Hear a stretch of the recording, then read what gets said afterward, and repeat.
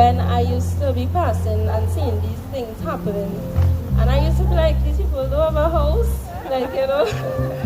I used to be like, I could never do that, like this hour, only out, you know, this Jesus thing.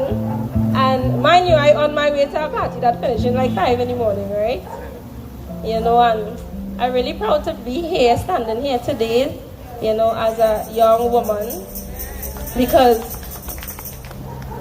before I felt like it had no reason for me to be out here standing up this hour. I could feel like as a young woman, I could be doing other things, but if it wasn't real, I don't think I would have been here to share my testimony today. So, before I was born, my both parents had HIV/AIDS before they had me, and 3 of my siblings ended up contracting the AIDS and dying at a few months, and then there came me, and I was born without HIV, and they thought it was just dormant. There was none. I ended up in places like at first I used to get so much trouble.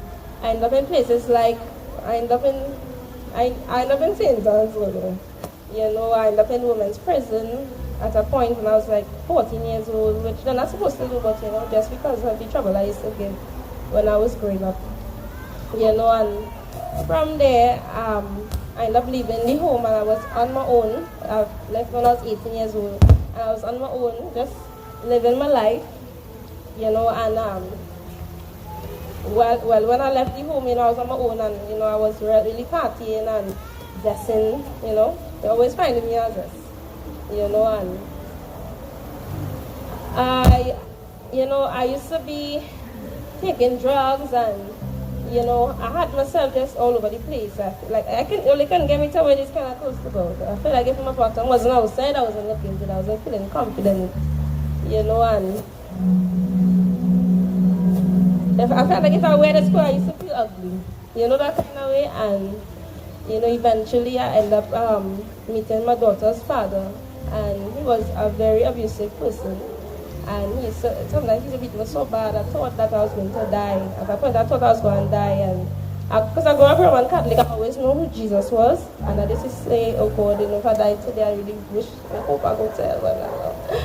But at the time he beat me so bad, he ran me down with a knife, and my face was swelled up so big, and he wouldn't stop beating me. And I was like, when this is going to end, you know. And everybody was saying, why you didn't leave? But when I left the home, I didn't have any family, I didn't have anything in shelter.